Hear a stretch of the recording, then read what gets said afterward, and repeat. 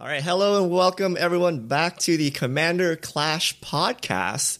And today we have a special one. First off, I'm here, the Codfather. I am back on the podcast. Tomer is traveling today. And more importantly, our topic today is we will rate your cards. So we have asked you, the esteemed listeners, viewers, subscribers, what cards you want our opinions on. And we got a good list. So joining me today is Seth, better known as Saffron Olive. Welcome back. Welcome back, Richard. Good to have you back. Hello. We have Phil, Brewer's Kitchen. How are you doing, Phil? Hey, yo, excited to talk trash on some of your cards. Not all of them are great. We're going to gently provide feedback. Karim, the Asian Avenger. How are you doing?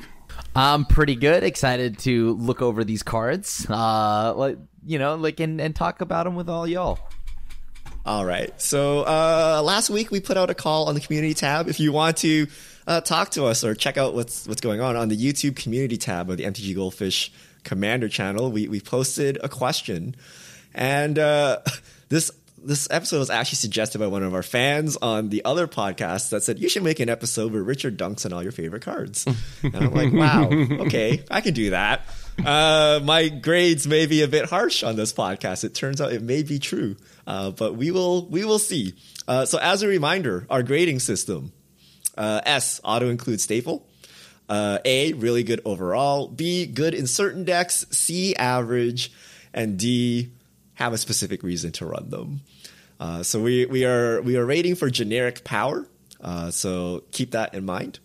And with that, away we go. So first off, Wookie595 suggested Occam Adversary. Now, Occam Adversary is a 4-drop, 2/3 green creature, death touch. When it deals combat damage to a player, draw a card, but it costs 2 less if your opponent controls a green permanent. It's Phil not bad. gave it a D. Oh. Seth gave it a C. Krim and Richard gave it a D.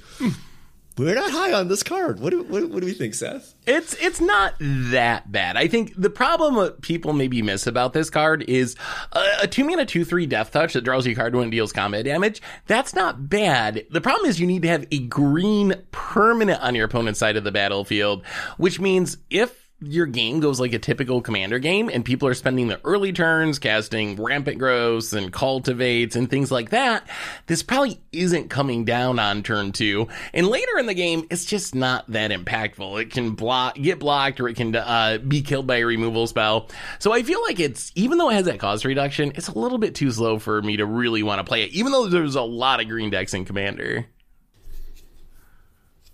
Phil, you actually play green sometimes. Yeah, but what do you think about this card? I mean, it's cool if you play it for 2, but that's probably not happening unless they have a Birds of Paradise or like a Mana Dog. They're probably going to ramp with Rampant Growth or something if they play green. And then for 4 mana, you can just play a Torsky. And for 2 mana, I mean, it's not in green, but I think a Baleful Strix is just, I mean, the 2/3 body doesn't really do anything. And if you draw 1 card of it, that's probably what the card does for you. And then you can just play Baleful Strix. I don't know, it's just not really there. Just on a generic power level, I just probably would find a better card for this slot. This requires the opponent to control a green permanent. Yeah. That's terrible. This is you play this against Grim. This is going nowhere. Well, yeah. You know I'm there. You're gonna pay full retail for this, but this is at its best, right? Assuming that somebody goes turn 1, any one of the green things that I despise, and then I'm also somehow in this weird universe playing green. Dude, I don't know. This card doesn't do enough. I used to be Wookie595 maybe 2 years ago. You asked me, I would say this was like a B or a C, and I actually put it in a significant number of decks, and it never did anything ever. Like Phil and Seth said, a green permanent on turn 2 means your opponent had to play like turn 1 Mana Dork, right? And if they don't, then you're out of luck. And even if that's the case, you need to hit at least twice. If you hit only once, it's a Baleful Strix, not good enough, right? Like you need to hit multiple times. So much has to go right for this card to do anything useful. I think it's just simply not worth it. I wouldn't even Like I would cut it. Like I Would you play it in elves though? Like, if my pod had dedicated elves players like all the time every week, then yes, I would play it. If I played elves, this is useless for me, right? Okay, yeah. Yeah. I mean, it's so bad at you 4 give mana. them- Can you give them mana dork somehow? Like, it works if you Dousing Dagger. Like, Dousing Dagger is a 2-drop. You give them a green plant, it like kind of works. But then on the 2-drop, I'd rather just play the dagger, right? So, but then you have a death touch with a Dowsing Dagger, though. This could get somewhere. Really, like, is the reward high enough that you're going to play a 2-card combo to make this card work? Like, are you going to play cards that gives your opponent green things so you can get a like slightly better not a combo. Ophidian? Yeah, And then they can jump block. That's a no-no, right? Like. yeah, this one's tough. So we're settling on the group average of D until Wookiee destroys us in a game and shows us otherwise. Yeah. All right, next up, Demolisher Man, Sire of Stagnation. It draws cards, can stop your opponents from playing lands, and eats away at their library. It's a 6-drop in Dimir. It's a 5/7. When a land enters the battlefield under an opponent's control, that player exiles the top 2 cards of his or her library. You draw 2 cards. Is this Dimir, Colorless Sphinx's Revelation? Sphinx's Consecrated It's Sphinx? not Dimir, like Richard. It has Devoid. It's Devoid. It's colorless, okay, but it costs blue and a black to cast. So I rated this kind higher than you guys, right? you and Richard gave it A's. Rating-wise, You're about A. Phil and myself gave it an A. Seth gave it a C. Krim gave it a B. So we're all over the place on this one. I might be a little biased because last weekend somebody played this, I think, on turn 4 and then protected it for, I think, the whole game. I guess in turn 8 or something there was a board wipe. They drew so many cards. Sure, it's expensive, but if you ramp it out when people still make land drops, you're drawing like 6 cards every rotation, and it is very expensive, but I lost so hard to it that I can't give it a low grade here. I kind of like this card. This is kind of, I might want to try and play this some more, actually. It was so cool. And people are going to play lands, and if they ramp, play this with a tempt with Discovery, and then people are greedy, get the lands, and you draw That the just cards. really guarantees no one's going to take your attempt with Discovery offer, I think, in that case. Even I, who always takes the land, I don't think I would do it if there was a Sire of Stagnation. Y'all be tripping. This is a trap card. It's a trap card. It reads like a good Magic card, but when you play it, it does nothing. It's like, imagine if Consecrated Sphinx wasn't guaranteed to draw you a card. Imagine if your opponent's like, hey, I already got 10 lands on the battlefield. I'm not going to play my lands while you have this out. That's what version of Consecrated Sphinx this is. I gave it a C, and I thought I was being generous. I was thinking it could maybe be a D, honestly, in the like unplayable category. It's just too easy to play around. It comes Would you down hold a land? You would actually miss a land drop if someone had a Sire of Stagnation on the battlefield. Okay, so in the Phil scenario where it comes down on turn 4, then probably not. Then Sire might actually be good. Say turn but 8, if, whatever. But if this is coming down turn, sure, yeah, I got enough lands to do what I need to do. I'll just not play lands until I kill it. Like, why would I? Wait a minute. No, you would just play lands into it? Wait. I You would, don't I pay would one. 100% not miss land drops even on turn 8. You don't just pay 'cause someone one has a for Sire. Mystic Like, Study. you guys better be removing it because I'm playing my lands. I'm ramping. so y'all Maybe get I'll mad hold at- off on a rampant growth. Y'all get mad at me for not paying one for a Ristic Study or a Esper Sentinel, but you're just going to drop useless land number 9 into a Sire of Stagnation? That makes no sense. You might want to use that land. I don't know. I mean, like, if this is okay, I don't know if I'm just dropping all my lands into this either. Right? Like, I'm doing. If I do it, I clearly have a plan, and I am begrudgingly doing it, and it is painful. But like, yeah, like I mean, this card, if it comes down to the perfect point in the game, like obviously any turn before 6, it's really good. And then like on turn 6, just on 6, I think this is still a fine card. It is kind of bad after like everybody has 8 lands though. It is like it is kind of bad. I don't believe you. I believe if I drop this in a casual game, turn 10, Oh, yeah. people still be making land drops. None We'll of still us be making actually land hold back. drops. Yeah. Like, Joke's I don't on think you, people I are all never gonna- draw my lands. So Like if this was like 6 mana, no one makes a land drop the rest of the game. It is still insanely good, right? Like if you stop everyone because they think they're playing around you by sitting at 6 mana, like I think you've got a moral victory there, right? Like I think you just keep playing lands into this and remove this. This is like this is like a consecrated Sphinx in my mind. How often does a consecrated Sphinx live? Like, whenever you play consecrated Sphinx, that is the target for whatever removal anyone has. The power of consecrated Sphinx is you probably get the first 2 cards out of it. Unless, your opponents are untapped and have instant speed removal, you're guaranteed the 2 cards. With Cyrus Stagnation, that same line doesn't work. Your opponent just untaps, draws their card, casts a removal spell, and then makes their land drop. So I think, I don't know, what would you rank consecrated Sphinx? I think this has to be at least a tier and maybe 2 tiers below consecrated Sphinx, or else nothing makes sense to me. Sphinx is A or S, but like higher S. Like higher. Sphinx is S. This is a solid B. This is okay. They're a little high on it. You might be a little too low on it, Seth. All right, they're a little too high on their own supply. Average out. It's okay. It's okay. You are being too hard on this card. This card is not. We averaged out to a B. It's fine. It's fine. This is a good card, right? I feel like I feel okay. All right. I refuse to believe Seth will hold lands. He will totally slam down his lands. Seth will. He'll play like Evolving Wilds. This is the only card I play around. Just play a fetch land. Seth doesn't pay the one. He's gonna play the land. All right. It's all the same to him. It's just another pay the one instance. Yeah. If someone fetches, you are so draw 4. You are. It's so. Punished for being feel a whale. the ruin. Punished feel for the being a ruin. whale. People refuse to search. Demolition. That's pretty good. Yeah. In this case, you could actually play Field of Ruin because everybody would ramp. I guess so if this again, is on the board, it's like, that's great, the only sure. way. Yeah. All right. Next up, we have Ben Hensley suggesting white counter spells, and he listed a bunch, but I'm going to give Dawn Charm the nod here. So Dawn Charm is 1 in a white.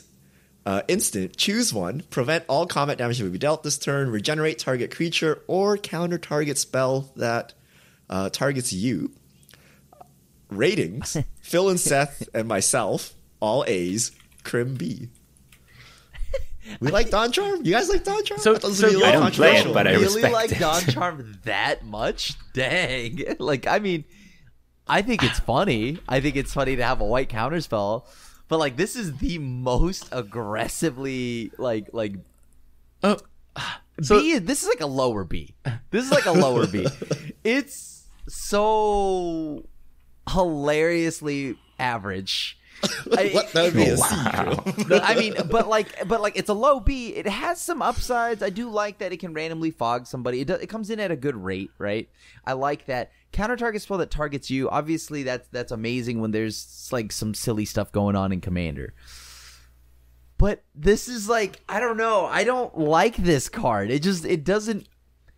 It feels like I have to respond and hold onto this card for a lot longer than I need to than if I just had a generically good card, right? Like, I would be sitting here holding onto this card for, well, I'm going to get you. I mean, okay, if you're here to get somebody in a gotcha moment, this is an S tier card.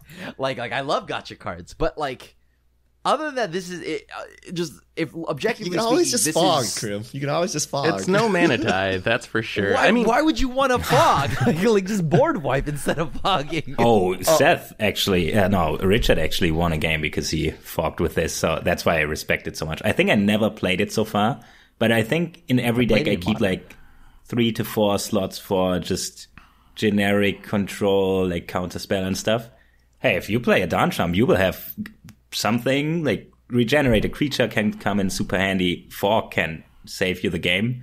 And I guess if somebody wants to cruel ultimatum you or something, what's the most played target player spell? So like the counter mode is kind of funny.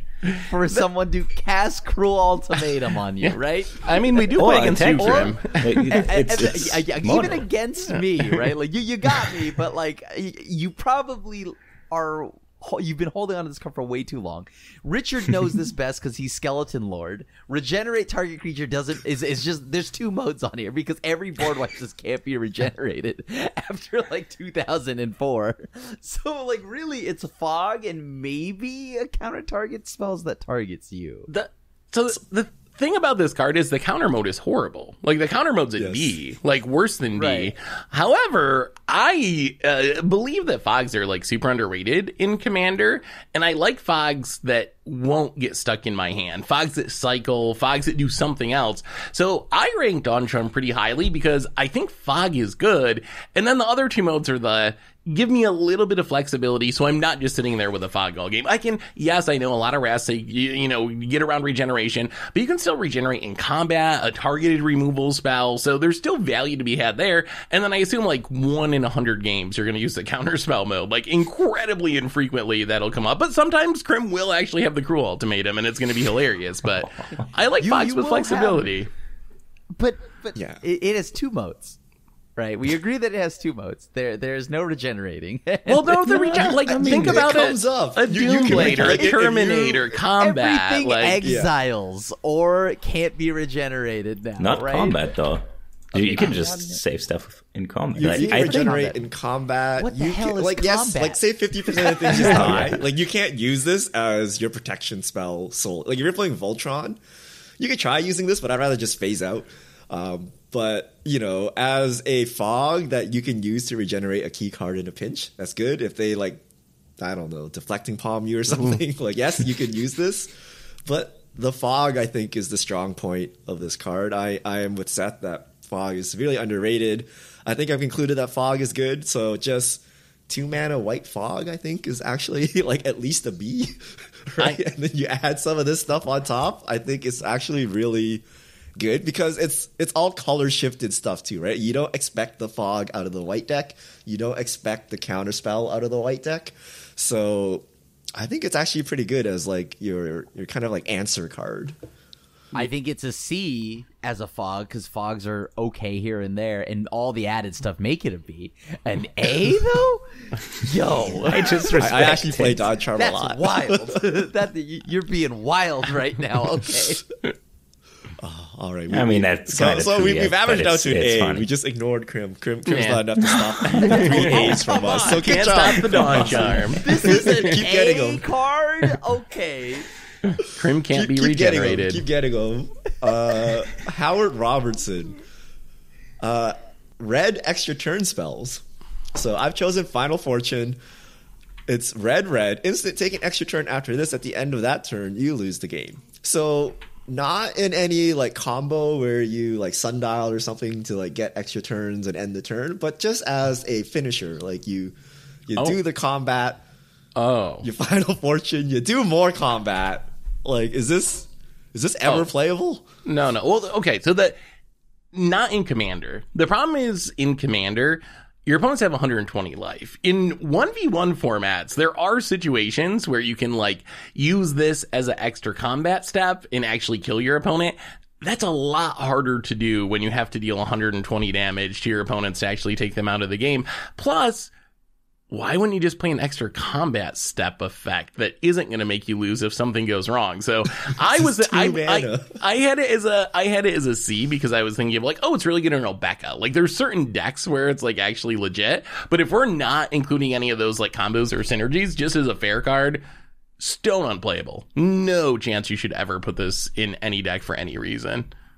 I am simply speaking of it as when I rated this card, it was as if there were combos and all this other stuff. I would not just simply play Final Fortune YOLO. for an extra turn. Yeah, I don't. Even when you guys believe in rated it YOLO with the that hard. combos, it only made it to C, right? Yeah, it bumped up to we all C gave it because of Ds, Obeka, and then yeah. it peaked at C with combos. Yeah. So here's the thing. I rated it a D because I thought you would combo with it. And I don't like extra turn spells. If you use this just to get in there for more, I guess C for kind of cute if you pull it off. I don't know. It's still if not you're good, gonna combo, it's but I gotta be a B, prefer. right? It's like literally the point of your deck, right? Yeah, You're yeah, just if gonna you jam combo with like, it, all it's the strong, extra but it's an Like, extra well, turn. Yeah. die Obeka, spells. right? Obeka, Yeah, yeah, Sandali, don't do Infinite, this. you know, Yeah. like No, no, no. that kind of stuff. Our B I mean, I scale don't- is so I don't- weird. yeah. It's so tough. I've tried Chance for Glory in the way our viewers suggested. It did not work. I'm Oh, like, okay, they I can wrath, imagine. you Chance for Glory, you get them, you take an extra turn. So you take an extra turn in the middle of the turn order, right? So like you don't even like take an extra turn at like the right time, and then you try to like do something. But yeah, you probably need that sundial to keep you from dying. Yeah, and even then, it's a pretty dicey proposition here. Like, all you do is just take an extra turn. You're not just jamming this, right? Like One here's my extra goblin turn deck. is not that good. Like, extra turns are only scary when you start chaining them together. Like, if you just did an extra turn, you just gained like 5 mana, 1 draw, and like 1 combat or something like that, right? Like, it's not that crazy. So you actually need to chain them together. So. And that prevents that specifically because you die, so you literally can't chain them together without a combo. All right. Piotr Malibri, Open into Wonder. Yeah. So X blue. Yep. X target creatures can't be blocked this turn. Until end of turn, those creatures gain whenever this creature deals combat damage to a player. Draw a card. And blue mass unblockable as an alternative to Craterhoof.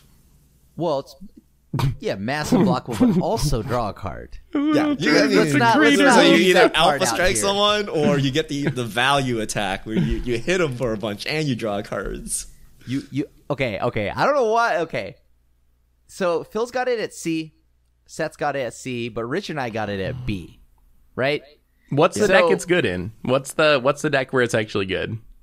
Rogues, ninjas, fairies, all the blue tempo Birds. decks that birds, sure, we'll throw birds in there. Titans like that. Low to the Don't they ground fly decks that anyways? evasive, but you can draw cards. You see, Oh, so you sure, draw, the yeah. evasion may not be relevant here, but then the drawing cards, or Wait. if you need the evasion and you get card draw on top of it, this card is pretty darn sweet. It is perfect. It's the solid form of a B. It goes so well in little blue creatures, little fairies, things like that. Blue things that can go wide, flyers, sure, birds. You go wide, and then you pay no, 6. You have to pay. X. Yes, you have to target the creatures. Yeah. So if you attack And before, you got to only pay if you 6 target mana. them.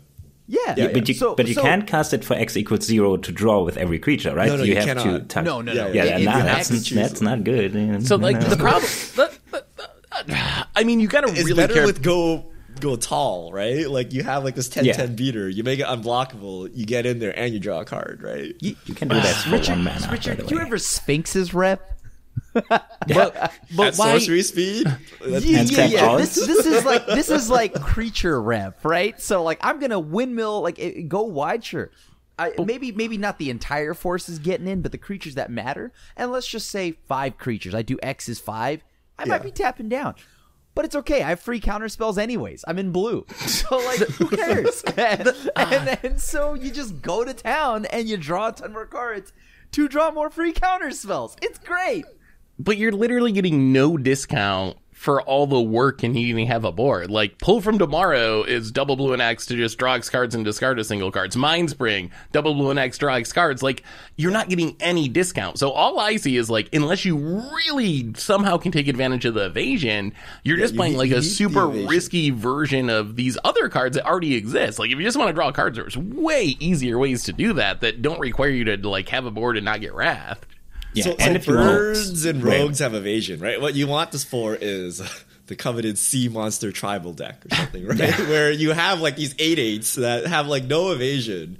So giving them that evasion actually think, lets you kill someone. I gotta I say think though, you are overvaluing how the rogues and all of them are, because they are very small creatures and they don't read like a slither blade. They don't actually have unblockable, right? So you do need to sometimes get through, and this just pushes that through, right? Let's just say this, or even Merfolk, and then you can resolve some kind of big combat, like dealing the damage usually results in something with rogues, right? Let's just say this example, rogue class. I get to now hit you with all my rogues for sure, my ground units included. So I think that unless and if you already have unblockable creatures, that's great. You get to now draw cards on top of it. I just don't see why this is bad in a low to the ground little blue creatures deck. Is it I in your gotta rogue deck, Krim? say, oh, Yes. good question. That's why I play it. Okay. Okay. This March Prepared. and there's a reason why I love this card. I think it is good in little blue creatures. It is So probably I gotta terrible say elsewhere. something though. So the way I think about this is, you play this, and let's say you cast it for X equals swinging with 4 creatures. So you completely tapped out your creatures as well because they attacked. And then you tell the table, I just drew 4 cards, attacked somebody to make them angry at me, and I have no blockers. Like, sure, if you have a huge board, if you want to get one attacker through and draw a card, I think there's a card called Slip Through or something. Sure, it's just 1 blue mana, draw a card, target creatures unblockable. Probably use this instead. But the rogue, like, think about it, like rogues, ninjas, fairies. There's lots Oh, of things rogues that reward and specters, you, I guess, for connecting, right? Yeah. And so you need to connect. I have my ground units. Let's just say Thieves Guild Enforcer. That doesn't have flying. It's a good rogue. There's no way that's like a bad fringe rogue, right? Like, but sometimes you just want to get it through, right? Yeah, I get need this, to get. There's a lot of merit to this card in little blue creatures. So I can see what Crim's saying, I guess. Like, if you're a deck that specifically has a bunch of creatures that care about getting in combat damage for reasons other than damage in that, like, super narrow slice of the magic pie, then I guess I could see the merit of this card.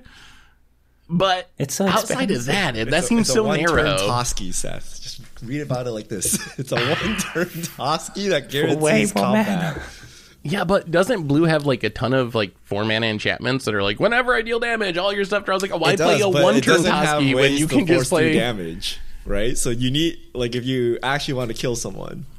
So the viewer Piracy suggested isn't this gonna as a get me Crater through. Hoof alternative, right? Which means Well, I you're don't know forcing about through that. damage. You right? do realize that Crater Hoof also makes all your things like 10/10s, and that's why people die. It's not because it gives them trample. Like, if Crater Hoof just said ETB give your team trample, no one would play it, and that's what this card's doing. Come on.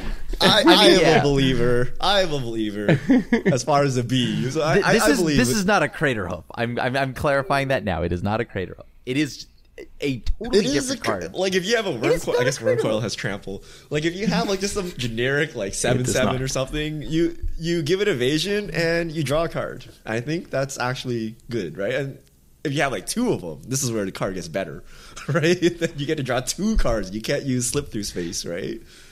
I guess if you played for 2, If you have exactly 2 big creatures, yeah, as soon as you pay 5 that mana really for need it, to and then deal tap it. damage, it's an S. Okay.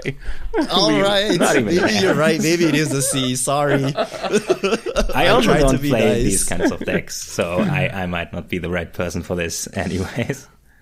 All right, someone's got to give us a deck list for this. Like, works beautifully. Next Oh, up, what? You literally see me play rogues with it and fairies. You've had your time, Crim. It's enough. Okay. How is it not good in Little Blue Men? Little Blue It's okay. creatures. It's I'm with Seth and Phil on this Little Blue Men business. I don't actually believe it there. I actually believe it for like some big beaters that Blue has, which Blue typically doesn't have. So it's a little awkward. You have to play another color, and that color usually has ways to force you damage as well. I know which ones. There are some I got cards it. that I mill figured it up out. their library if they Urza connect damage from Saga it. construct tokens. How often do you sit there with like this 15/15 that does literally nothing? Now you can sneak it in for damage and draw a card, and that's a very Blue thing to do. Okay. Sure. Okay, I can buy that. Or, like Phil said, stuff with powerful, I guess, combat triggers. Like, okay. Sorted up creature. That are also huge. Sorted up creature that's not pro Blue. Those all seem like such narrow scenarios to Yeah, I actually know. want me to put this It's in a not deck. that narrow. But All right, we're reaching. Not We're that reaching. narrow. I acknowledge. Okay, Snapback. Snapback from Blake Evers. I believe a card's always been quite good. It's shown its worth in utility. Snapback is a 2-mana blue instant. Return target creature to owner's hand. It's unsummoned. You may remove a blue card in your hand from the game rather than paying its cost. it's So basically Force of Will. Force of unsummoned. It's for why isn't this card everywhere? I mean, we all gave it C's. Crim gave it a D. Unsummoned has no value. super Is that what we're saying? disadvantage, yeah.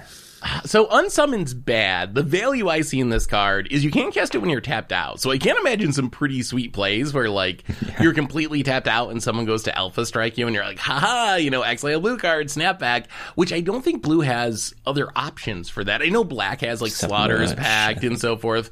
I guess Submerge, if the right conditions are met, can do that. So I like the idea of the card. But in general, Unsummoned is not something I'm in the market for in Commander. I'd rather just straight up Pongify something. Like, get rid of it forever. So many Commander cards have powerful ETBs. I don't really want to return most of my opponent's creatures to their hand, because then they get to reuse their ETB ability. You can bounce your own if you want to protect something. Peregrine Drake yourself. Super, Yeah. I would respect it if they play it and think it's funny, but it seems like, I mean, bouncing something is tempo, and you're tossing a card away, so you're at an even higher card disadvantage in Commander. But I will respect it if somebody blows me out with this. It's pretty cool, yeah. I mean, sure, there's gotcha moments with this card, but like Seth had originally mentioned, it is an unsummon. I'm going down a card to unsummon. This hurts me. Maybe if this were like a popper thing, like a popper commander deck, sure, that's fine. But like in a normal commander deck, I would never play this. It is way too costly at exiling something, and at 2 mana, I would literally just play unsummon or boomerang even. I think actually Pauper Commander, I don't know how many people play this. I haven't, but I can't imagine you draw a lot of cards. And the only way to leverage this is if you have so much disposable cards that you can say, bounce my own commander, exile something, do something broken. I don't think you can get away with playing this fairly.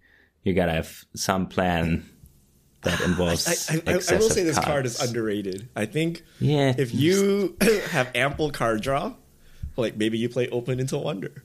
If you have ample card draw, this card is actually very strong, I think. Because in 2023, you don't, very rarely do you run out of cards, right? You do run out of mana. And I play Capsize. Capsize has buyback. The unsummon is actually pretty good. Like, even if you just unsummon one thing. So if you have ample cards that you can throw away to fuel this, like if you play, maybe not Open to Wonder, but like Biden of Thassa, like stuff like that, like the Toski effects, and you have lots of little creatures, I think this could be C-worthy. Maybe B-worthy. Like, I think it's underrated. I think the free aspect of it, people gloss over, even though it's pitch a card. I think the other thing you got to consider is Unsummon's a 1-mana spell. So you're not really saving a ton by casting it for free at the cost of the card. Like, out. They're like, oh, he's tapped out. Doesn't have blue mana. Time to get him, right? Yeah, no, that's true. But can't you just leave up 1 mana? It's not like you got to leave up 5 mana to cast it, or an unsummon, or a vapor snap. I don't know, Seth. Get that damage. I've seen you not able to leave up 1 mana. You know. Yeah, that's fair. Okay. That is fair. Speaking of free spells, Andrew Chug, Force of Despair, solid blowout spell. So Force of Despair, 1 black instant. If it's not your turn, you may exile a black card from your hand rather than pay its cost. Destroy all creatures that enter the battlefield this turn. This card's legit underrated. Seth and Krim gave it an A. I gave it a D. This one we're all over the place on. I would like to hear why this is playable from Seth and Krim. Okay, so Force of Despair, it has a timing restriction, but it can blow up every single creature that came into play during the turn. So this can be killing multiple things potentially for free. Plus, even though it's 3 mana, because of its pitch mechanic, you don't have to leave mana up. So even though that timing restriction exists, we were just talking about with Snapback how you have so many cards in hand these days in Commander. It's not that punishing to have to pinch a card. The problem is having enough mana to cast all the cards that you draw. This plays right into that. So I think this is a card that people are just sleeping on, because even though you have that timing restriction of having to cast it the turn the creatures come into play, it can easily be a 2-for-1, or in some scenarios against like token decks, like a 10-for-1. So I think this card's actually really good. I think this card is actually just severely underrated, just like Seth had mentioned. Like, I don't know why this doesn't get played more. I mean, I don't even have to get the free mode to love this card. I will straight up leave 3 mana up just to blow you up like on your turn. Like, this is a blowout waiting to happen, and it has happened numerous times. It's an instant speed sweeper. It's an instant speed no. sweeper. Whoa, For one He's like person carried card, away here. it is I'm sorry, but in mono black, I am willing. I know that I am like, if I can get someone out with an instant speed sweeper, I'm for Stop it. saying that. It's not a sweeper. It's not a sweeper. It is. It is an instant Graham, I speed thought we were sweeper. on a team for this one, and you're losing me. You're losing me with the sweeper How talk. is it not? How is it not? Because it I doesn't wouldn't even sweep the play this board. card if it was not even it a doesn't pitch. sweep the If it full was just board. control your commander, it's free. I would still give it a D. Like, Really? The timing restriction is so. Like, you don't just fire off your spot removal willy nilly, right? Like, let's say someone actually spews a bunch of tokens on the board. You don't know that's coming for you. Like, if it's coming for you, yes, kill it.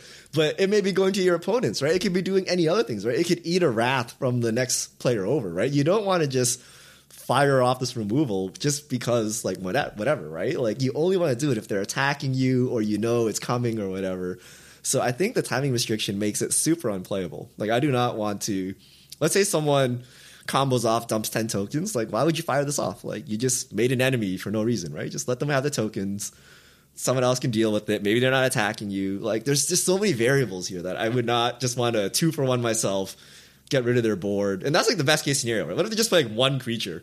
You're gonna like 2-for-1 yourself just to remove it? So it is potentially a free, like a free spot removal spell that can go bigger, right?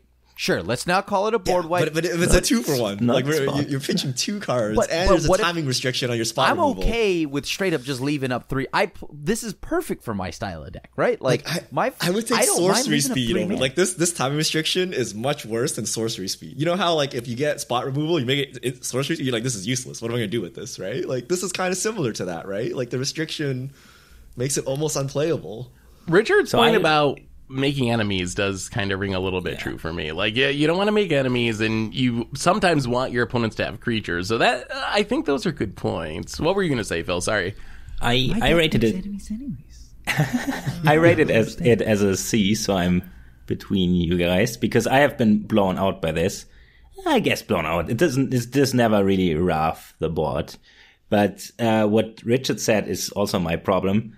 Usually creatures don't have haste, so creatures that enter the battlefield this turn, unless they combo with it, don't really threaten you. And if you just blow them out, sure, you can do it, but you can just wait and cast a board wipe and wipe everything because they usually can't attack you with them anyways. Like, there's no urgency in their turn. It's urgent if they, like, I guess combo off, but there's better things. Just play a Swords to Plowshares if you're scared of creature combos or something. Haga Mauling. I pretty much play everything over this. Yo, It is only Hagar 3 Mauling mana. is- It's pretty good, yeah. Yeah, you don't need a pitch, right? You can just pay 3 mana to. That's, Yeah. that's not one more than Doomblade. So it's not like it's super overcosted if you don't pitch to it. But But you can't choose your target. Your opponent just has to run into it, and you say, "Oh, it's good now." That's- I can't really control when it's good, but sometimes it's good. That's even Like a better Dawn that Shard, I, to that be I can't honest. target, okay? Because then that means I can't. You can't hexproof me. Get out of here, Veil of Summer. You can reanimate afterwards, right? So Dawn Charm beats this, huh? Oh, that's Ooh, true. that's Dawn Charm true. does. I'm Well, actually, depends. Dawn Charm can't use that third mode, right? that's the third Oh, mode wait, doesn't Because I work, never but- targeted anybody. But you can regenerate. But if you play multiple creatures, I still got something. I essentially got you to use your turn up, and then I got to do who knows what. Like, this is great in like a Super Friends deck and things like that too. So I love that. All right, we're gonna sell on a B here. We're gonna split the different set downgrades. After I went down talking a to bunch, B. Crim, you've lost him. Yeah, He's downgraded Crim's to a B. sweeper Okay, one- argument one- dropped me one down last a letter idea. grade. How about you Thieves Auction, so everything gets exiled and gets spread around the table, and then you play it, and then everything dies. Then it's a sweeper. Oh, if I could have just cast Toxic You can't play it during your turn, though. Someone else has to cast it. It is I'm gonna dive by it that it is a sweeper when I need it to be, right? And like That's in the decks that I'm literally not playing the it, case. when I'm playing this card, I have never had a bad time with it. It's always done I can exactly. imagine. So like in my style of decks where I'm leaving up instant speed and I'm sweeping all the time, your one creature will die. You will eventually run out of gas. We have very different definition of sweeper. What? That's the next podcast, Tom. What does it mean to be a sweeper? What is a sweep? Is it a combo or a synergy? Okay, I'm gonna get you all. Next season. This is gonna be in every deck with black. And I'm gonna get you so many times, and it's gonna feel so good. I'm gonna ask editor to keep a metric of how many times Krim dies holding Force of Despair. That could be a lot. Who knows? All right, next up, Walking Donut. This one's an interesting one that I've bounced around. Long-term plans.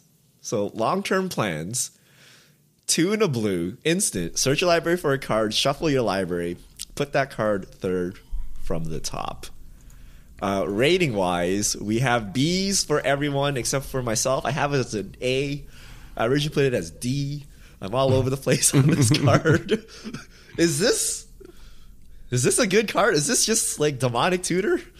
Yes-ish. So long-term plans is good if you have an immediate plan to get the card, is my take on it. Like, when this card is bad is when you cast it and you literally try to wait 3 cards to draw it. That's not very good. The good news is blue has a lot of ways that you can go 3 cards deep in your library, and there's some of the most played cards in the format. Stuff like Brainstorm, in Ponder, in Preordain. In that case, this is just a unconditional tutor, which I believe is the only one in mono blue. Like, blue can tutor for spells, but there's nothing that can grab a creature or a land or the other things that you need. So in that scenario, I think it's actually really powerful. So if you play like a combo where you're like long-term plans, ponder, get the card that I want, do my thing, then I think it's actually awesome. So I usually don't play tutors, but also last weekend I saw this played. And I thought, actually, that is fine. So for example, I like tutors that have a little bit of working around to do I like. So I opened for the Dominaria Remastered Sealed I opened a Worldly Tutor, Vampiric Tutor, and a Gamble, which is not good in Limited, but the only one of those I would probably place Gamble, because at least it's not sure that you get the card. And I think with long-term plans, it's the same, that you kind of feel clever if you pull it off. Same with like minusing Vivian or something. Some workaround around it to get something out of the tutor. It just feels more rewarding. Obviously, good tutors are better, but I like this one. I might try this, especially if I can dig down into the card right away. I would argue you don't need to do anything. That you put it third from the top, and it is still A. Oh, still A. Really? So you just get any card. It's a blue unconditional tutor. So what is it not good at, right? You can't like, oh my god, I need a Wrath, end of turn tutor, untap Wrath, right? So you like that's something Vampiric Tutor allows you to do that you can't do with long-term plans. But essentially what you're saying is like 3 turns from now, or if you end of turn this, like two more turns from now, get the best card from your deck, or like whatever your proactive plan is, get it into your hand. And I think that's good enough, right? Like, you know, you can't like put a Wrath there usually, right? But you can get whatever your combo is, you can get card draw, you can get generic answers, whatever, and just draw it naturally. I think that's good, right? This is a blue tutor that can tutor anything. Like, you cannot do this. How much mana is it? I would rather. 3. Oof. Wow. It is nice that it's instant. That's why I like it. Yes. It is tutor number 2 for me, right behind Mystical. Though you're getting whatever you want, I think that usually whatever you want in this color is going to be an instant or sorcery. So whether it's a game-winning one or a reactive one. So I just think of it as the like number 2 blue tutor. So it's okay if you want the blue tutor. I mean, actually, there's better ones now. Like, you know, whatever, solve the puzzle or whatever. But, like, that one's sorcery speed, whereas this is instant. And you're in the color where third from the top could still just pretty much be in your hand. So, where you're going to draw enough cards. So, I think this is solid. I don't think it's an A. I think it's nice that you can tutor whatever at instant speed.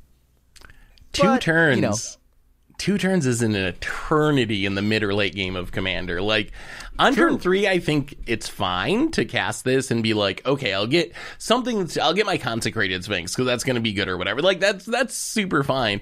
But on like turn 6 or turn 7, I'm not convinced that the card that you tutor for is going to be the card that you want to be drawing 2 turns in the future once everyone does their things.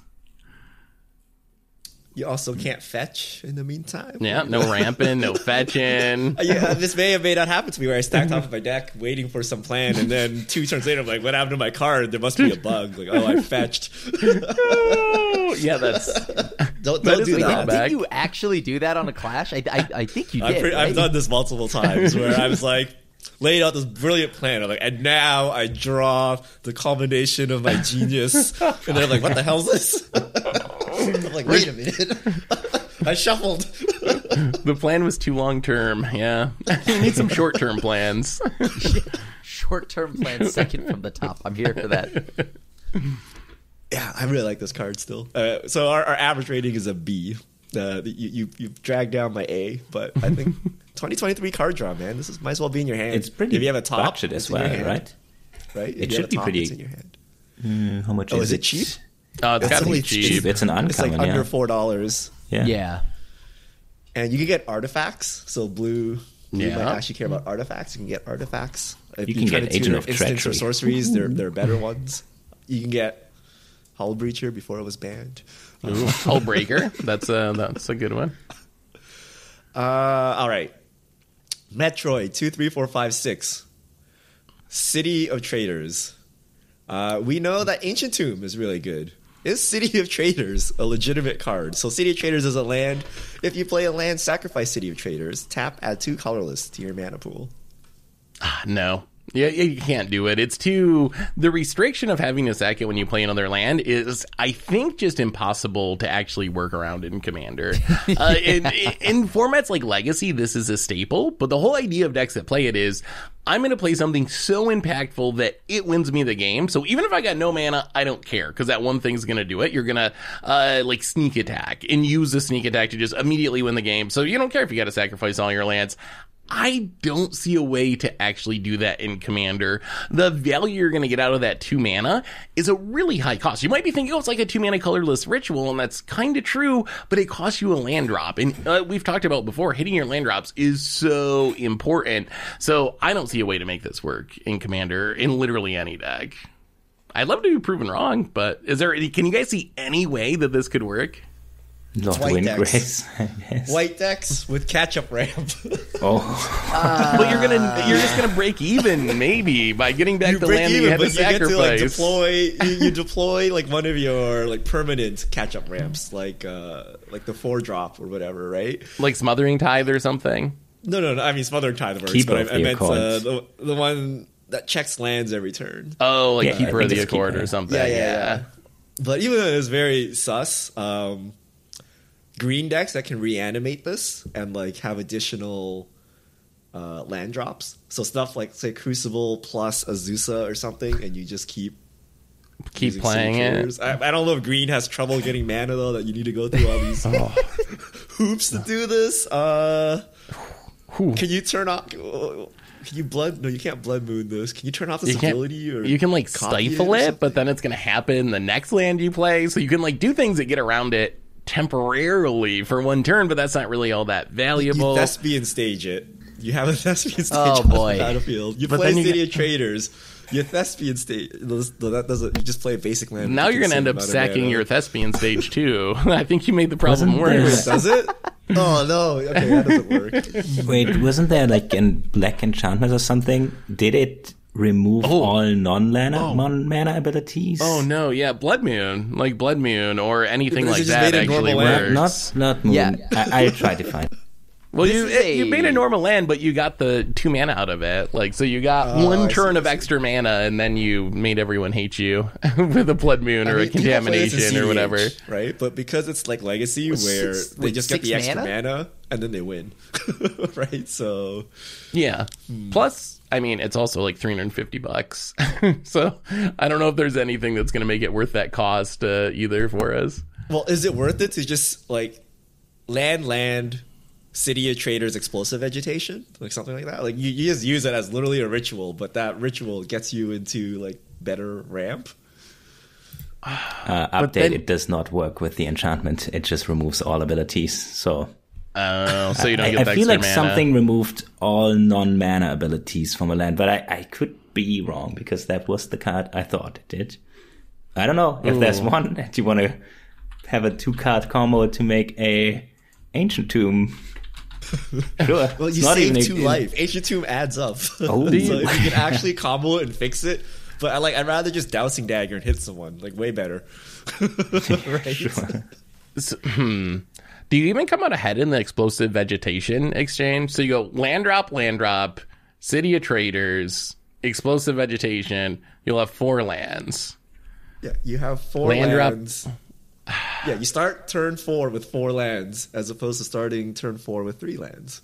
Okay, you so come out ahead. Now, was it worth the card? I don't know. Yeah. But All you right. come out ahead. In that I guess you exchange. come out ahead. Your Explosive Vegetation still did something. You essentially got 1 land with it.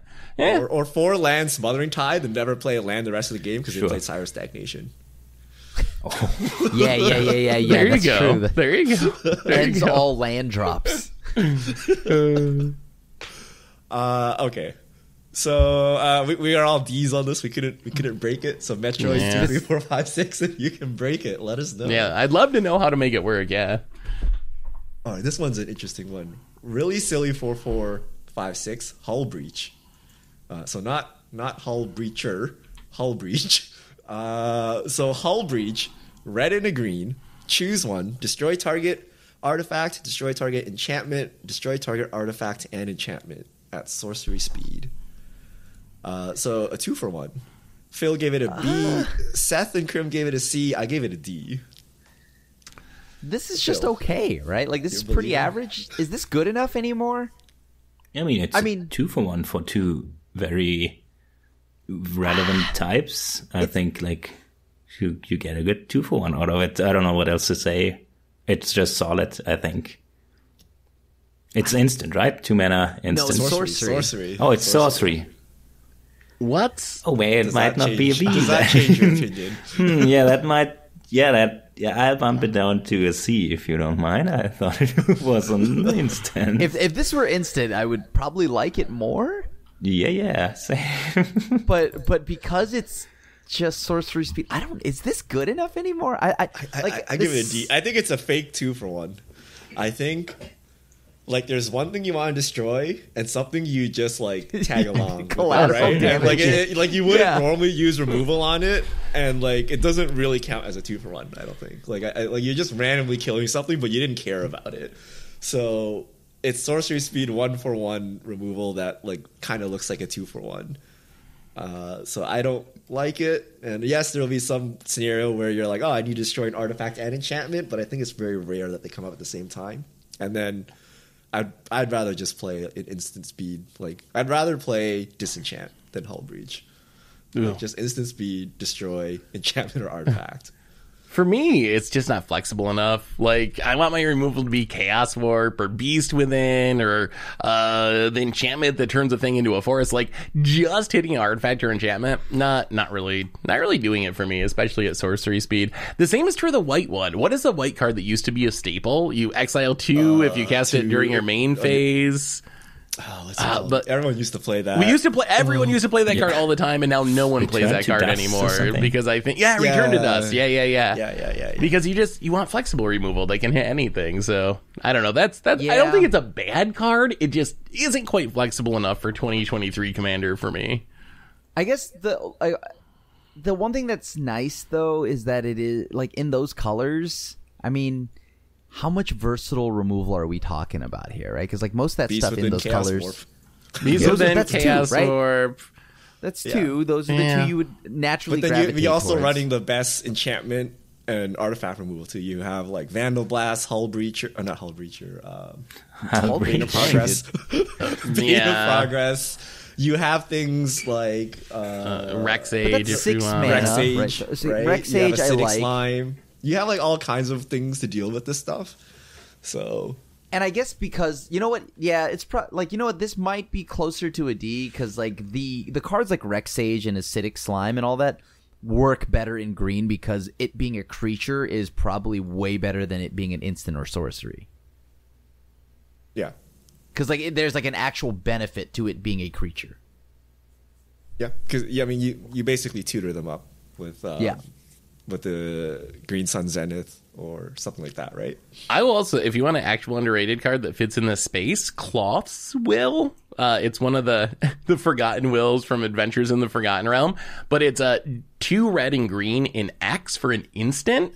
That if you have your commander, you get both, but you get to choose X damage to each creature without flying, or destroy up to X target artifacts and/or enchantments. So for a little bit extra mana, you get a ridiculous amount of flexibility and instant speed. So I would probably play that over Hull Breach as well.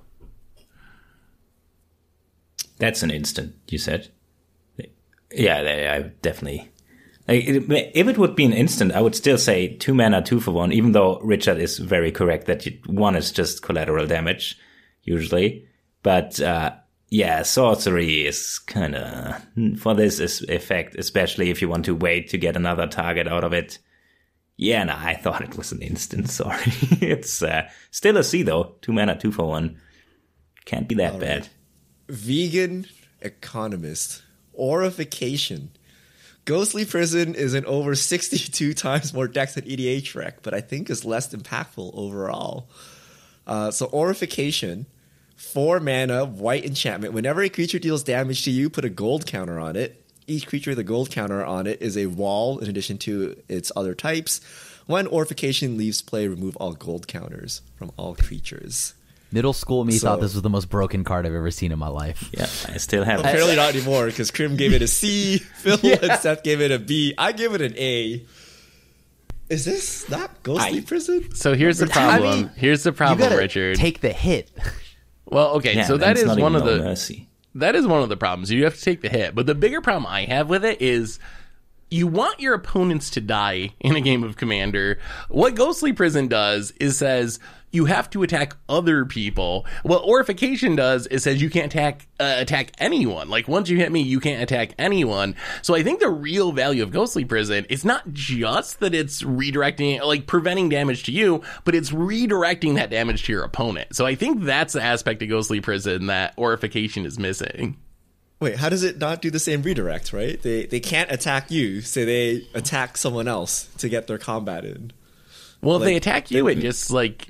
Well, they can't attack you once, right? Oh, so you're just... Okay, so you're just thinking So that if they hit once you, this it hits the becomes a wall. battlefield, they're not going to attack you because they don't want their stuff to become a wall. Exactly. So then, since they want their combat triggers, they'll just hit other people. So it's like Ghostly Prison, except they can hit you once, right? Also, they can hit you once and then like remove the Aurification and like murder you afterwards or something like that, right? But it's like slightly worse Ghostly Prison, but Ghostly Prison number 2. Okay. I just bumped it down to a C. I guess that's true. I have the card in my trade binder from way back when, because as a kid, I also thought this was insane. But if it goes away, the creatures are not defenders anymore, right? So it's like Ghostly Prison. It goes away. Also, Ghostly Prison goes away. Season on So- Phil, right? Like, okay, next one. If this is a B, I bumped it down to a C. But if it's an A, what is No Mercy? That's pretty much the same, but saying if creatures Yes. deal damage to you, they get destroyed. So Yes. But No No Mercy Mercy, is better way. straight up kills it. Like, yeah, that's what I mean. yes. That's way better. And even That's that I don't way play. It is Yeah. way better. Hence, they're both A's. Well, I would say that this is like a C, maybe trending up to a B. But like No Mercy is a solid A. Like you will lose your. What creatures do you here. rate Ghostly Prison? Is my question. A. Hey. Let's go. About an A, yeah. Okay. I mean, so this is significantly worse than Ghostly Prison. You wouldn't consider I- this Ghostly Prison number 2.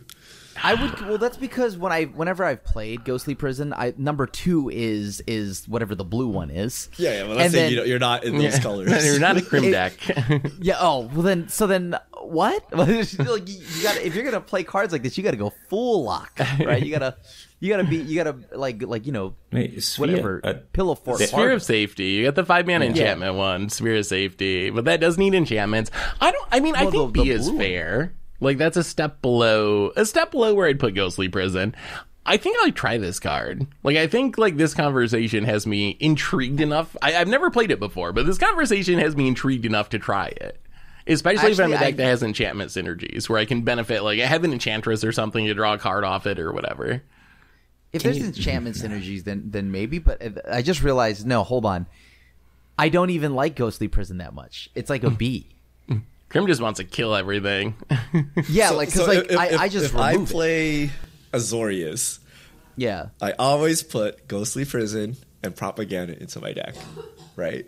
But let's say I'm not playing Azorius, I'm just playing like White X, then that means I just put Orification and Ghostly Prison in my deck now. I didn't know this card existed before it was brought to my attention. I'm like, what? This card exists? I'm like, it's close enough. Like, yes, it's not as good as Ghostly Prison, but to me, this is like 4 mana. No one touched me for a really long time, right? Like, people will just ignore me and not hit me with their stupid 2/2 ninjutsu, whatever, and open into wonder, whatever. They'll just leave me alone until they can remove this, right? Ninjutsu is A-okay with going back in to hit you again, by the way. Although, no, actually, I think the new, the the next new time creature it would be a wall. Yeah. But regardless, I mean, I don't know. I don't even, that's because I've never, unless I'm like a full-on stacks deck or something like that, I didn't like prison effects to begin with. Like as in Ghostly Prison, Propaganda. Those are like just, I would rather just kill your creature, because if you pay the 2, which usually you will, because the decks I play, you will want to pay the 2 to hit me. I will rather you just not hit me at all and remove that option and just, blow up all the stuff. So I've never liked prison effects. So I think if I think Ghostly Prison and Propaganda are Bs, then this is a C. It combos with Siege Dragon. I guess that's true. Yo, I got the Siege Dragon coming down if you hit me. I swear I will. Another controversial card we have here is Mirror Maid from Etten. One of my favorite cards, wondering what you think. I have it in any of my blue decks, especially Locust God. Mirror Maid is a 3 mana, 1 blue enchantment. You may have it enter the battlefield as a copy of any artifact or enchantment on the battlefield. And Seth gave it a B. I gave it a C. Phil and Krim gave it an A. You guys really like Mirror Maid. So for me, I think Mirror Maid, I wouldn't go as far as Etten and just play it in every blue deck for value, but I also wouldn't just play like a clone in most blue decks for value. I want a specific plan for it. So for me, Mirror Maid, it's great if I'm in artifact or enchantment themed deck, especially an enchantress theme style deck where this is triggering my synergies. So that's my B. Good for those decks in specific, but I'm not sure. I don't know. Do you guys just play this as like a clone, essentially? Like, oh, someone's going to play something good that's an artifact or enchantment and I can copy it? It's not just like if it were a clone, like when you say it like a clone, it sounds like, like, hey, I need to have something, right? But this copies anything, and it copies the 2 types that are the most like common in Commander. Where there's at its floor, I'll get like a mana rock, right? Like that is at its lowest. So I paid 3 mana for a mana rock. Fine, whatever. I'm not actually actively trying to do that. But like Mirror Maid is good enough to where I will probably always have a target. And I've definitely done this, copying my counterbalance to have 2 counterbalances, like just for the memes, because why not? Like, but this card is genuinely just solid enough to where you can copy anything in Commander. Commander has so many enchantments and artifacts all the time. If I can play this in a ramp slot, I think you might have just convinced me this is like an A tier card. If I can count this as a mana rock, and this is one of my 10 or 12 mana rocks, because I will just assume I can snipe one with this, and it's a 3 mana rock that has the upside of copying Mirari's Wake or Wormcoil or Portal to Phyrexia in the late game, then I'm totally on board. Then this would be an A for me. So I think you might have convinced me with that argument. Is that absurd, Richard? What do you think about that idea of counting this as a mana rock in your deck? I don't think you want Worn Power Stone. Like, even if you, best case, so if you copy a mana rock, you're kind of sad, like a single, like an arcane signet, right? You want to be copying at least a Soul Ring, and then you have a Worn Power Stone, and then you're still kind of sad because you're just playing Worn Power Stone. But people love Cursed Mirror, right? Or whatever the 3 mana rock is in red.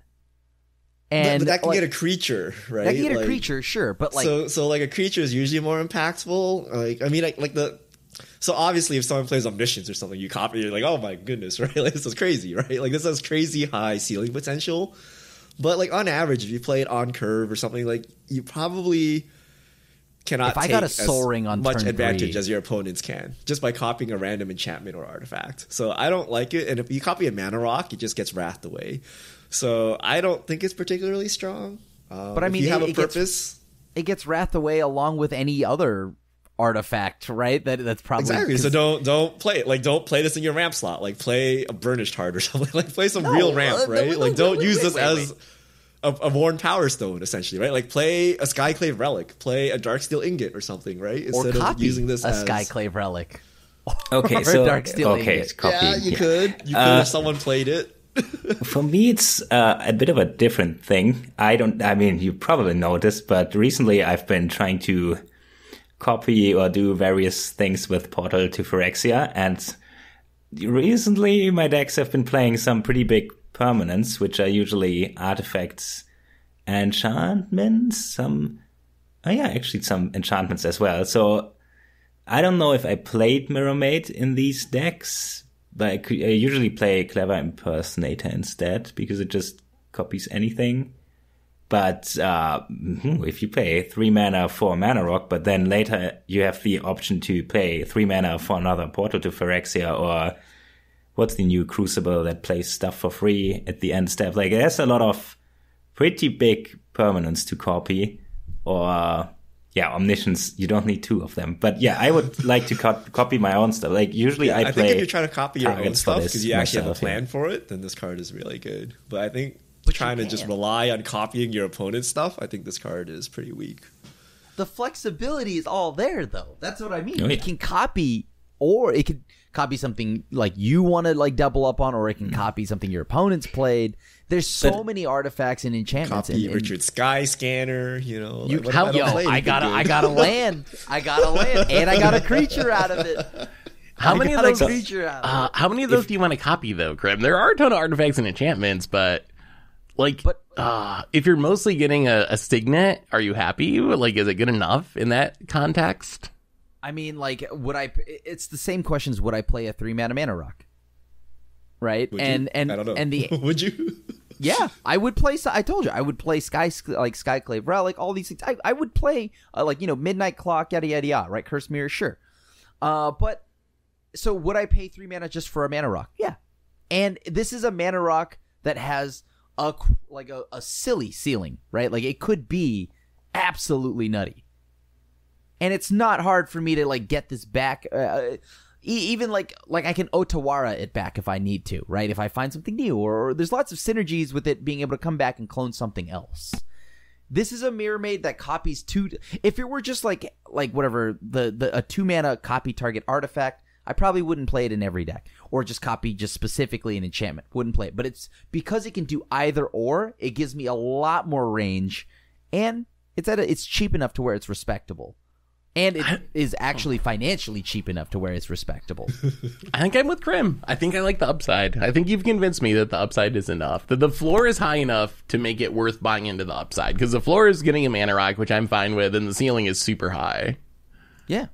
I think that's a good argument. I'm not fine with getting a Mana Rock. I think you I should would only not play it if a you 3 mana destructible Mana Rock. So I think that's a waste of a card. But what if if you that- think that's but acceptable, what then if- that's the not the upside is plan. all there, Come on. right? But if, you, what if if- you're gonna play, I don't know, like Chromatic Lantern or something, right? Playing this, I think, is like just all upside. You will most likely be able to cop a Journal Mana Rock, right? And then you can have the upside of copying something crazy later Imagine, on, right? Imagine though, Richard, you have a mana rock it's a 3 mana rock, but if when you play it, you roll a d20. If you roll a 20, it's an Omniscience. Would you play that? Because I think that's what this card is. No. Like I would you play get this. this high roll potential where you could just have pick whatever the most or Because Portal to 19 or 20 Phyrexia. games, you or play 19 or the 20 targets rolls, like yourself. it's going nowhere, right? Okay, so I would say if you play the targets, the big, powerful targets yourself, you play Mirror Maid. If you just want to copy stuff, play Clever Impersonator. You don't want to copy Mana Rocks anyways. And if you say, oh, I want to copy their bowlers or something, you're gonna have the blowouts with Clever Impersonator. Mirror Mate is kind of cool if you play the mana rocks and the enchantments, but if you play it for the upside of copying something cool, at least be able to copy anything. That would be my tip for it. 3 or 4 mana. So we've wait. How did? Oh, okay, we're at a B average here. So we're AA B C now. So respectable card. Okay, this one I'm actually kind of curious. We're all over the place on this. Forsake the Worldly from Bird of Nyx. One of my favorite enchantment removal. You have to look it up. 2 and a white. I played it in standard. Instant. Exile target artifact or enchantment. Cycling 2. So overcosted spell, but it exiles, and you can cycle it. Is that worthy of including in your deck? Phil has it at C. Krim has it as D. Seth has it at B. I have it at C. So Seth is a Forsake the World. I've never seen you cast this ever, Seth, so I'm interested to hear. So B is, our definition, only good in certain decks. I think that Like this cycling is... deck? Exactly. Like, in a cycling deck where that's your plan and you're building around cycling, this card is a mate. Like, it's an auto-include. Like, you would play it every single time if that's what your deck is about. How short are we on cycling staples here? I mean, 3 mana exile. So 3 mana to exile, get rid of forever, no recursion artifact or enchantment. It's not good, but it's not embarrassing. Like, there would be, like, let's say you're playing a cycling deck. Most of the time you're going to cycle this, but I think probably like some reasonable percentage of the time you will cast this to deal with something. It's not like completely uncastable. And then it's doing what your deck wants to do, which is cycling. Cyclers? Do we not have enough of them? Like two mana cycling is like too much for you to just like randomly include, right? Like 2 Are mana there is cycling a ton. decks in Commander? I have never seen Yeah, them. it's like very narrow. I mean, I think this is an example of why B is such a weird ranking on her scale. But like Gabby, even know if I Gabby agree is with like you that you'd put this in a specifically a cycling cycling commander. Seth, So you wouldn't I play think- this in a cycling deck. Would you? Like 2 mana cycling is a lot. Do we have enough 1 mana? I or would free play it cyclers? in a cycling deck. So And is a cycling deck white? That's the other question. yeah, probably, it's right? Jeskai. They probably have or- white in it. Yeah, it's got some good white cards that have cycling. But okay, so either this is a D or a B because it's in a specific deck, but that deck is so specific. It's so it is, narrow, right? It is literally just cycling. Other than that, Seth, maybe the good times you're remembering are when this was in standard. Are you sure that isn't? Because Do we ever play this in standard? Really? Yeah. This was like main deckable as like no more than a 2 of, and definitely in control decks to deal with like whatever the 7 mana thingy that the artifact that brings back creatures and makes them 4/4s. Oh, God Pharaoh's Gift, yeah. Yeah, God Pharaoh's Gift. That thing. Other than that, I don't really think I want to play this in Commander, right? There's better things I could be doing. Like, example, one that you love playing is, the Gift, right? The 3/3 elephant gift thingy. Unexpected Elephant. That's just what I call that card. So I actually don't know Magic cards by their real names. I just know them by the silly names I've given it. So Unexpected Elephant, whatever the gift thingy is, like it needs to hit more than just an artifact or enchantment in white. I expect a lot more out of white because they have such good answers. So, but the thing is, So though, if you're- ignore the cycling deck. So Oh. Krim does not want to play this in a specific deck, or sorry, in a general deck. Seth, would you No. play this in a general deck? outside, no, it's a D. It's a hard D. It's a hard D if you're not Wait, I build mean- around cycling. I mean, Cycling we is gotta go good with cycling deck besides because I the think cycling deck. you probably Okay. include this, right? Okay. Okay. But Oh yeah, then this it is just playable? Like, unplayable. can you It's- cycle away this conditional card for 2 mana and call it good? Like, no? Just play I an don't like cycling. unconditional. Just play an unconditional card. Like, Yeah. unless for the same amount of mana, you could be playing a card that does not have a condition on it, like a generous but gift let's- or something. Like, let's say you have generous gift, but you actually Unexpected need card Elephant, draw, yeah. so you can cycle it away into something else, right? Like, you don't want removal at all. Is cycling ever useful in Commander? I don't Yeah, think we play cycling those is cards. useful. There Do we? are definitely times when like I cycle a Triome. Like I have Yeah, no like a cards in land. hand. I Okay, top deck yeah, a Triome. I cycle it to hope to. So there is some value to having cycling attached to a card. Although cycling is also just going away because MDFCs, right? Like that's essentially like Yeah, cycling, yes. except you just forgo the randomness of it and actually just have a spell. Yeah. So as like we get more MDFCs, cycling maybe. Is outside of, there- like, niche? Is there like, any archetypes? is there any card you play with cycling outside of Triumphs? Like, I don't know. I And, can't like- think of any like examples of irrigated a, farmlands, like There's the a basic lands? land discount the cycling. lands. Discount Decree lands. of Pain. Decree of Okay. Pain. Oh, Decree of Pain. But like the decree cycle is just so good, right? Like, Yeah. I mean, like Like, it whoever cycles cycles it, I've seen it like cycle once. Yeah, you don't really Shark- cycle it. Shark Typhoon. Shark Typhoon. Okay, but Yeah. that makes that's a really. It technically says cycling, but you're making a creature Yeah. when you cycle it, so it's a little cheaty. Like, I can't think of too many cards that I play in, or any that I play in Commander for the purpose of cycling away. I mean, if we're I talking mean, like that should never old be the school, purpose. just onslaught cycling, like, are there outside of the decree cycle? Maybe like a Chroma's Vengeance gets love here and there, right? Like that's about it. Unless you see a dedicated cycling deck, because you know what, like ain't nobody playing like Renewed Faith, right? Like unless they're in a cycling deck. Also, no, cycling should never be the main mode of the card, right? That's the whole purpose of cycling, to cycle it if you don't need it. It would be weird yeah. to compete with But I think cantrips the cycling with cost is cycling. too much, right? Like, Yeah, it kinda like is, theoretically, yeah. you should see a lot of play, right? Because it's like conditional cards where if you don't need them, you cycle them away. It's perfect, right? But in reality, they're overcosted, and the cycling is also expensive. So you might as well just play a good card. And, If like, it was not one bother. mana, would you play it? How much would that One bump mana up the cycling? rating if it was No. one mana cycling? No, that's not enough.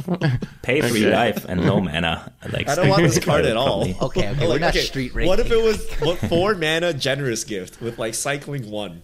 Oh, Yeah, Nah. if Better it's a mo- jet, like play it over over generous no, gift. I would Oh, no. The flexibility is not worth an extra mana. Okay.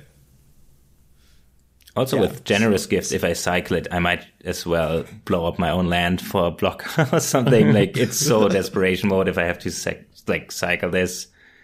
That's There's true. better things to do with the actual card, I think. All right, we have a super spicy card coming up here. Jace Yes. M. Our ratings, before I tell you the card, is Phil A, Sethicrim D, Richard S. So we're all over the place here.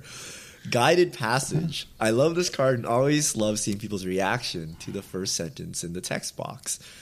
So Guided Passage, Teamer, green, blue, red. So 3 mana value, sorcery. Reveal cards in your library. An opponent chooses from among them a creature card, a land card, a non-creature, a non-land. You put the chosen cards into your hand, then shuffle.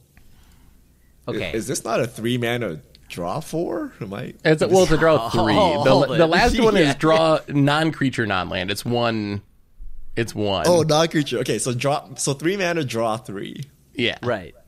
Okay. Again, you are again. Is this not a 3? Like, It Draw is. the It's, worst it's creature. 3 Missing mana. sense is Draw it's your so 3 bad. It's- worst yeah. cards. So I think I here's know the why trick, Richard Seth. likes it though, you don't, because you don't put bad cards in your deck. So I any got a trick hit for this, actually. is good. But the thing is, though, That's like, not true. the problem is you need bad cards to make your deck function. So here's how I imagine this working: is you play this, you get a basic land, you get a mana dork, and you get a signet Yes. or whatever your worst mana rock is. Is that That's worth perfect. it? Okay, Yes. well, if that's worth No, it, then is that not good? That's I not actually- good. How is that good? I actually thought Richard was going to come with a very different argument that I might have bought, which is the politicking, that you can cast this and be like, we need a wrath for the table. Oh, I mean, if you can. give me the wrath, like that would be the one reason I would consider playing this card. Like we need a blasphemous act. I'm going to cast this. Give me the blasphemous act and, a couple other decent cards and we'll make this work. But I don't think drawing your 3 worst cards is worth it. Like, it's a I- 3 mana you draw can 3, control but it. It's a failure in deck buildings. If you draw cards It's off not of your a deck and you're like, failure in wow, deck what building. trash. I'm like, why are they in your deck? Richard, is it a failure on deck building if I didn't draw Birds of Paradise on turn 1? Like every that's not my fault I didn't draw it on turn 1, right? and your deck, if it's green, it's loaded, right, with mana dork, sure. Like come on. But that's like saying a Consecrated Sphinx is bad because I may draw like 6 mana dorks off the top, right? You're like, I don't know, that's in your deck, right? Like this is oh yeah, but like the thing here is Consecrated Sphinx is all the randomness, sure, whatever, but it's still drawing you 2 cards per card drawn. This card is literally 3 mana. Maybe so you wouldn't discussion? so 3 mana essentially what you're reading it as is like 3 mana, draw the 3 worst cards in your deck. You think it's not like worth 3 mana. Like draw 2 because you really don't get the cards What do you you mean want, draw- and each card is draw like 3 like worst Unless cards in your you- deck, right? So if you just And then play some. one non-creature spell, they have to give you this, right? If you want a Primal Surge, doesn't really you can work if deck build your way you don't into. have it, yeah. Like, Yes. But it's you the- can politic you can- your way to get what you want. You can also deck build by restricting yourself, but ignoring that, just in the general case, like, would you not? Isn't this still cracked? I haven't No, played it this yet, is but it not sounds cracked, sweet. dude. But No, I'm confused. Adepts and Grim are kind of correct. I'm is so bad, dude. I am so shocked at you guys. Right, it's the 3 mana, draw the 3 worst cards in your deck. Has Yes, anybody ever That's played not it? good. Has anybody ever seen it being played? I kinda only in can't imagine how Legacy. There was a time when it was played in Legacy. I've never actually seen it I've playing seen Tomer Commander. cast this, by the way. I think Tomer's cast this on Clash before. with politics, or just give me a Llanowar Elf with this? Okay, don't what play did he Llanowar get? Elf.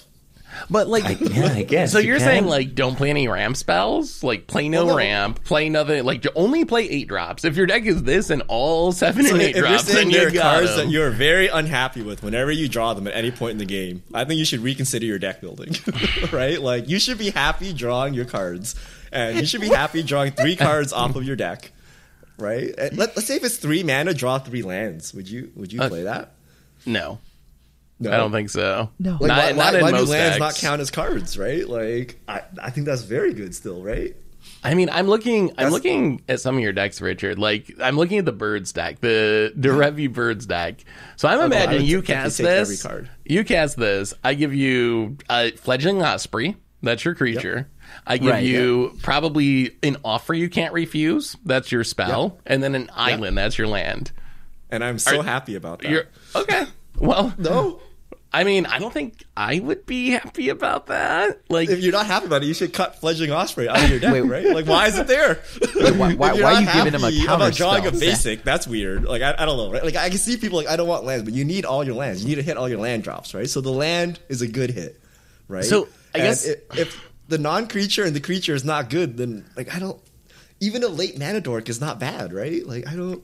But Like, remember really? too. But remember too. These? You have to include like the opportunity cost. This could be Harmonize. This could be Divination. This could Literally be an like. actual. This could be something that just said draw 3 cards. Or So you would then play there's a Harmonize chance you over get this? good cards. Oh, I play Harmonize all the time, and I never play this. So I think yes, by definition, yes, I I'm play about to Harmonize jam this over in this. every teamer deck. So I didn't know this card existed. I read this. I was like, what? Like, what have I been missing my entire life? I mean, Richard does love the 3 mana draw 3s. Jam it if you. I mean, honestly, I haven't played it in Commander, so maybe it's a lot better than I think. To me, I'm looking at the downside scenario, Phil, but help me out. Phil gave it an A. Yeah, He I'm thinks it's thinking- usable. Yeah, I'm thinking through my deck lists, and for example, in Lornas, I'm just happy for every card because even a mana dog gives me a clue.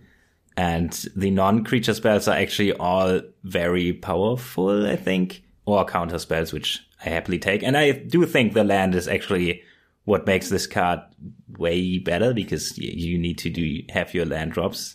Like, it would be worse if you are guaranteed a land. That's probably the best card you get out of this if they give you, like, they can't really give you the worst land in your deck is still a land, but the worst creature might be an Ornithopter or something.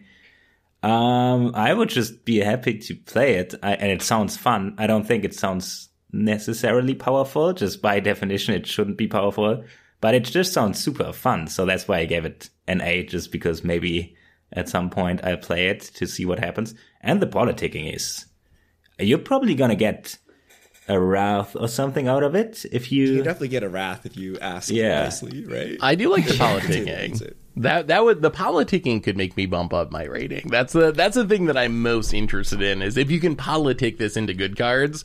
Just getting the bad cards though, I don't see the appeal.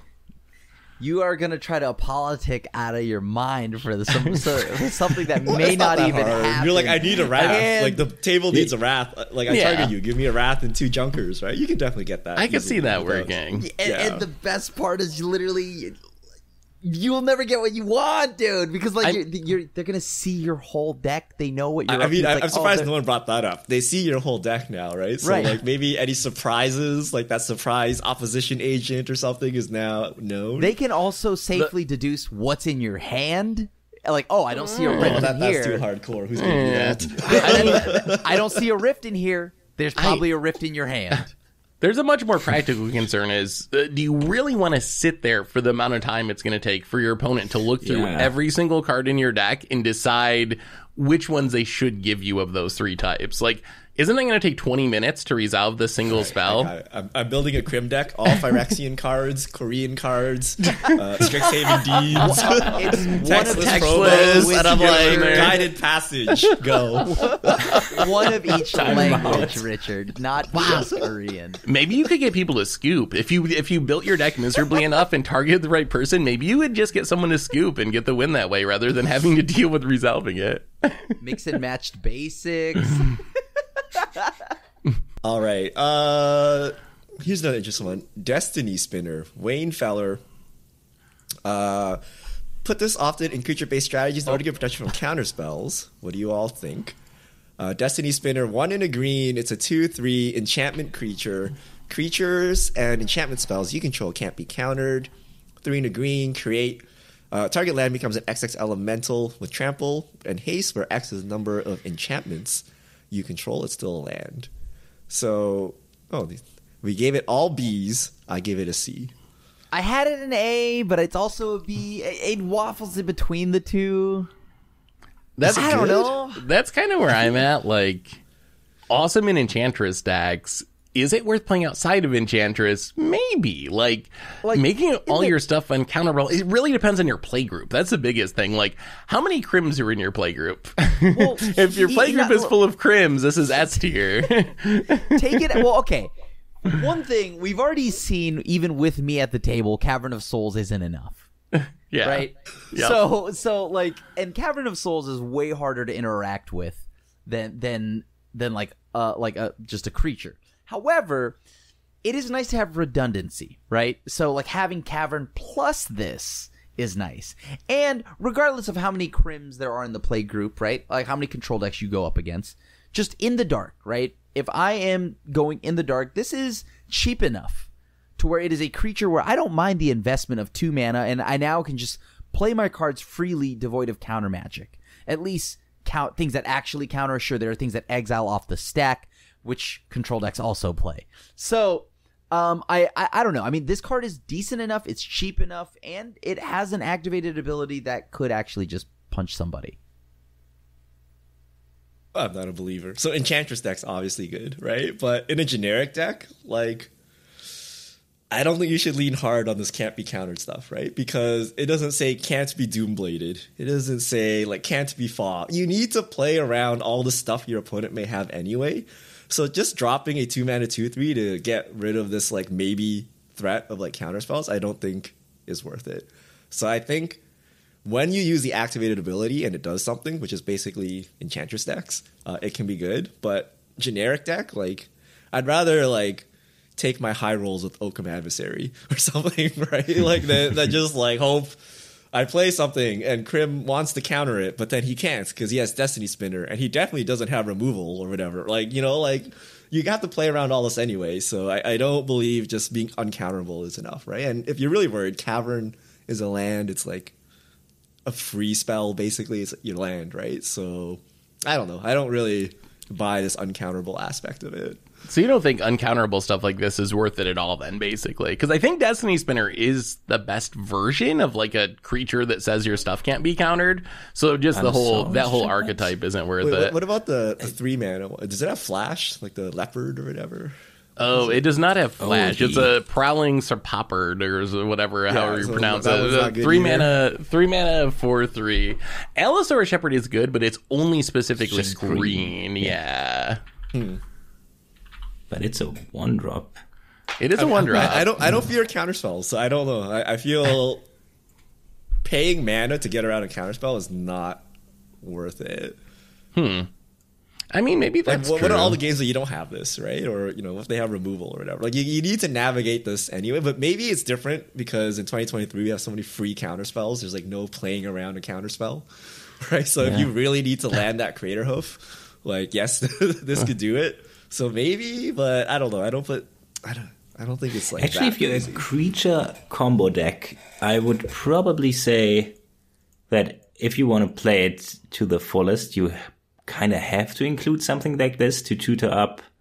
If you run into two control decks or something and you want to pull off a Kiki combo or something, you should probably Green Sun Zenith for this first. Although, I don't know, you can Green Suns this, but not your Kiki if you play this. So any creature combo that tutors up creatures should probably play one of the creatures that prevents this, but also a creature that prevents other form of removal. Just have this in your toolkit if you plan on doing something special with your What if you creatures. just play, like, Defense Grid or something, or I don't know, like kind Yeah, of I mean, if you're a the creature equipment deck, or whatever that shuts off everything, all interaction on your turn as well. Like maybe that would be because it stops removal too, right? Grand Abolisher or something. You can also just play this like a silence. It's only 2 mana, so you can wait until the turn that you're going to try to combo and like play this. If they counter it, then they use their counter, and then you follow up with the combo. So you don't have to just run it out on turn 2 and be like, oh, I'm going to combo on turn 8. I hope it lives. All right. So last card from Mason Potato, Culling Ritual. Always shocked when it's played. It's insane. It just got printed. It's not overly overbearing or overpowered. It's 2 and a green and a black. So 4 mana. Sorcery, destroy each non-land permanent with mana value 2 or less. Add black and green for each permanent destroyed this way. I give it an A.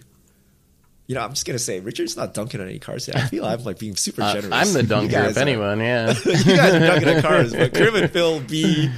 Seth C. You don't like Culling Ritual? I've never really understood the appeal of this card outside of decks that are like using it on their own stuff, or like I'm going to make a bunch of tokens and make a ton of mana or something. But like, I don't know, mana value 2 or less just seems very restricted. You're like getting everyone's mana rocks. That seems like, I guess, the main value if that's your thing. I know this is like a CDH staple, apparently. If you just look at the decks that play on EDH Rack, this is like very heavily played in any deck in the colors in CDH. But in more casual games, is it worth it? Like, I feel like you just blow up everyone's mana rocks and become the enemy and hope for the best. Hope that the mana you make off of this lets you pull far enough ahead. But it seems like it's just going to enrage the table because you blow up all their signets and keep them from doing things. You enrage Fine. the table and you blew up their setup, but now you've got this burst in mana.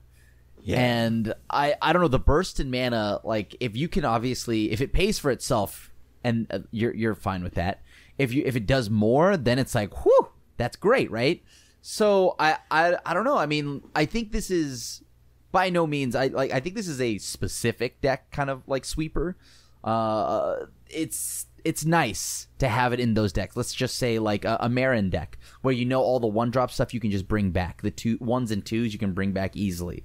So there's lots of ways in Golgari to reoccur the things. So the things that you have. So being able to get a burst in mana for it and also like destroying and disrupting all your opponent's setup is pretty nice. I do like it. I don't play it myself, but I've been blown out very hard by it. And then the person it was on Commander Clash. I don't know who it was, but somebody wiped like a couple of tokens, all the mana rocks, and then have like 9 mana, and then you rebuild your board if you blew up anything, and best case you didn't blow up anything and still got the mana and play like, I don't know, something big. Avenger of Zendikar. You could probably play this before even to get. I think everything that creates free mana has an insanely high ceiling, and this is probably no different. The floor is pretty low, like 2 One mana person value. Soul Ring. Yeah, that might happen. It's like so. any Wrath. You don't cast it if the Yeah. floor is terrible, right? But I actually don't play this because I think it's too good. Ooh. I think so. You don't normally snap it off on turn 4, right? You snap it off on like turn 6 or something. You get this huge burst of mana, and then you deploy whatever threat. It kills like all mana dorks, mana rocks. If someone has a token deck, like you basically just won the game. So It I think forces it's actually treasures. extremely strong, and it's in the colors that you typically don't get hurt because you can just use real ramp. Like you don't need to play the mana dorks and you don't need to play the mana rocks. So you can really set everyone back to the Stone Ages, and then while accelerating yourself, and you become arch enemy, but you just got like 5 extra mana or like 8 extra mana or something, right? So that should theoretically let you deal with being arch enemy. So I Right. do like that aspect. So I actually And- think it's a really strong card.